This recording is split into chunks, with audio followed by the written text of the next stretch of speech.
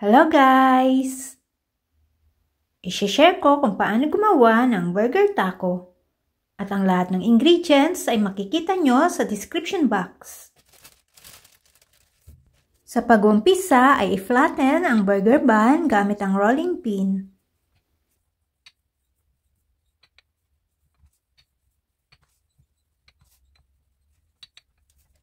Pagkatapos i-flatten ang burger bun ay maglagay ng unsalted butter sa kawali at i-melt ito sa low-medium heat.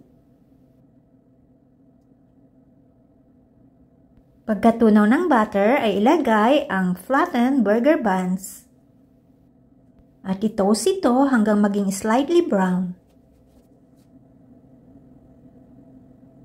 Baliktarin ang burger bun pag slightly brown na ito.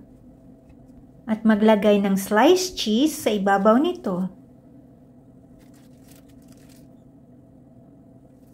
Pagkatapos maglagay ng cheese, ay takpan ng kawali at patuloy na i-toast hanggang ang keso ay matunaw ng konti.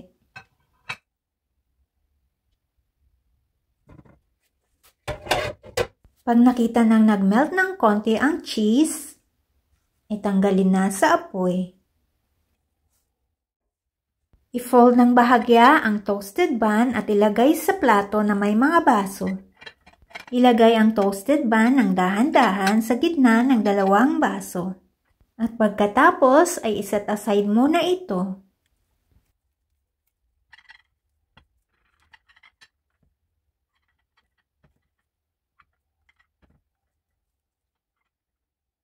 Sa kawali ay magbuhos ng konting oil at painitin ito sa katamtamang apoy.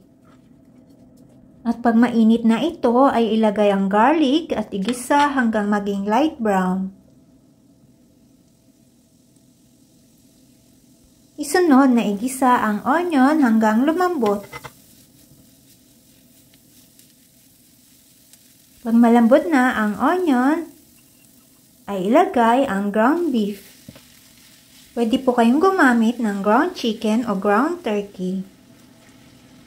Igisa ito ng 5 minuto sa malakas na apoy. Pagkaraan ng 5 minuto ay timplahan ito ng salt and pepper at maglagay ng konting sugar. Optional lamang po ang sugar. Pagkatapos itong timplahan ay patuloy na lutuin ng 15 to 20 minutes. Pagluto na ito ay tanggalin sa apoy. Ilipat ang cooked ground beef sa strainer. Huwag pong kalimutan na ilagay sa strainer para mabawasan ang fat ng nilutong beef. Sa totoo lamang po ay hindi po masyadong healthy ang beef, pero ito po yung request ng bunso kong anak kaya ito po yung niluto ko dito. Pagkatapos ilagay sa strainer ay iset aside muna ito. Ang susunod na gagawin ay ang sauce ng burger taco. Pagsama-samahin ang ketchup, mayonnaise, yellow mustard sa small bowl at i-mix ito hanggang mag-combine ang lahat ng ingredients. And after mixing ay ilagay ito sa icing bag.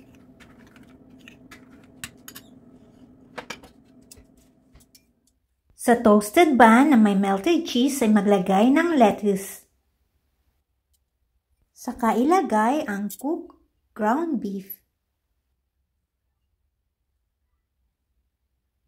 Maglagay din ng cherry tomatoes.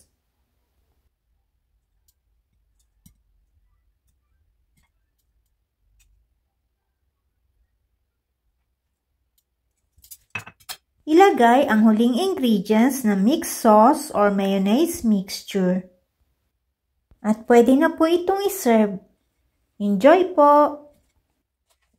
The Lord is near to those who call to Him with sincerity. Psalms 145 verse 18. Thanks for watching.